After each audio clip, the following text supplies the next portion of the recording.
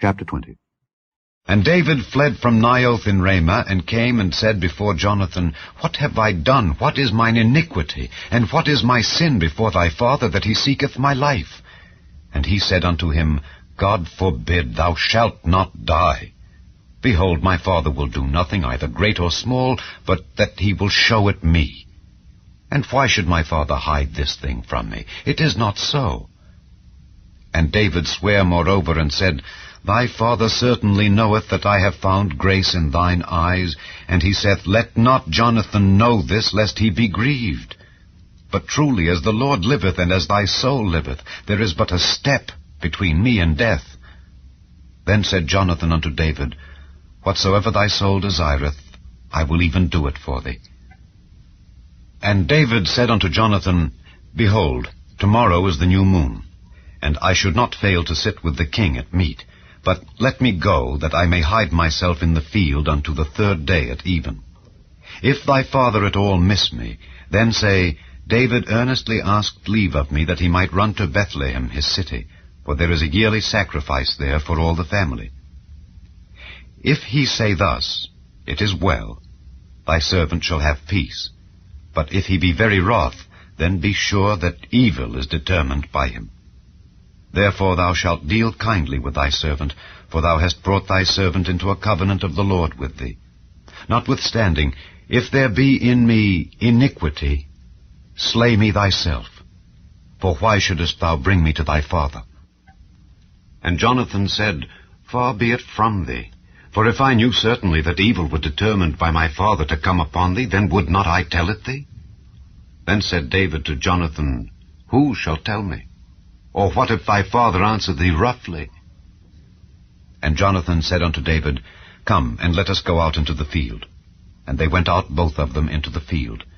And Jonathan said unto David, O Lord God of Israel, when I have sounded my father about tomorrow any time, or the third day, and behold, if there be good toward David, and I then send not unto thee, and show it thee, the Lord do so and much more to Jonathan. But if it please my father to do thee evil, then I will show it thee, and send thee away, that thou mayest go in peace.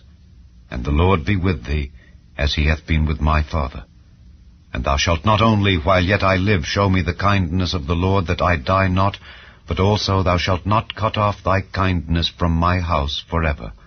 No, not when the Lord hath cut off the enemies of David, every one from the face of the earth.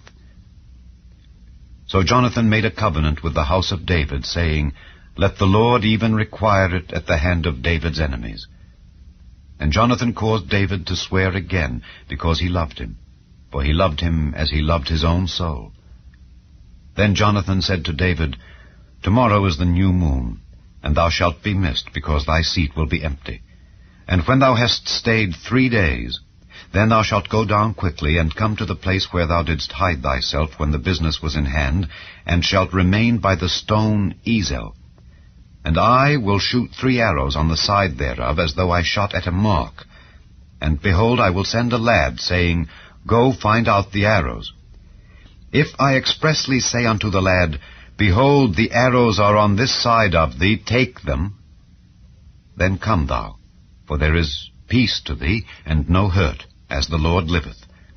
But if I say thus unto the young man, Behold, the arrows are beyond thee, go thy way, for the Lord hath sent thee away. And as touching the matter which thou and I have spoken of, behold, the Lord be between thee and me forever. So David hid himself in the field, and when the new moon was come, the king sat him down to eat meat. And the king sat upon his seat, as at other times, even upon a seat by the wall. And Jonathan arose, and Abner sat by Saul's side, and David's place was empty. Nevertheless, Saul spake not anything that day, for he thought, Something hath befallen him, he is not clean, surely he is not clean.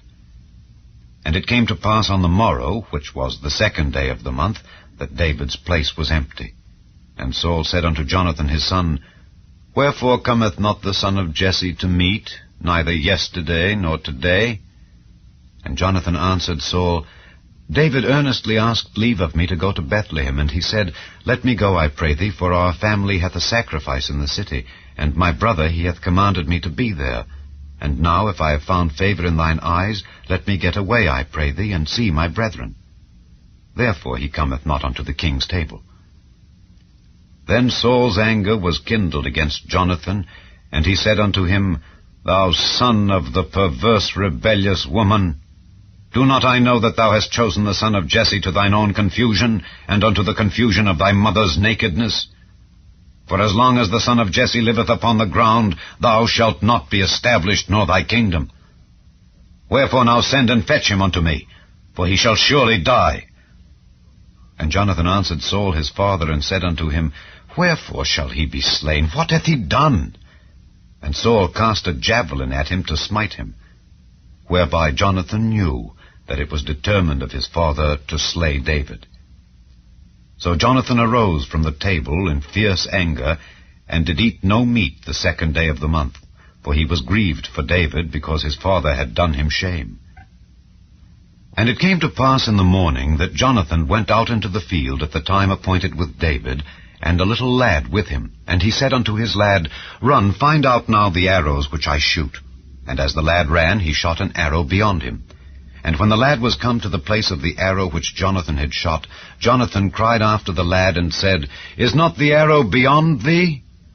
And Jonathan cried after the lad, Make speed, haste, stay not. And Jonathan's lad gathered up the arrows, and came to his master. But the lad knew not anything, only Jonathan and David knew the matter.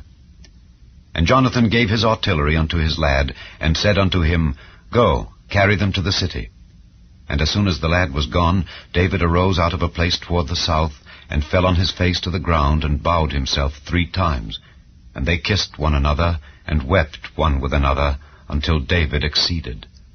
And Jonathan said to David, Go in peace, forasmuch as we have sworn both of us in the name of the Lord, saying, The Lord be between me and thee, and between my seed and thy seed forever. And he arose and departed, and Jonathan went into the city.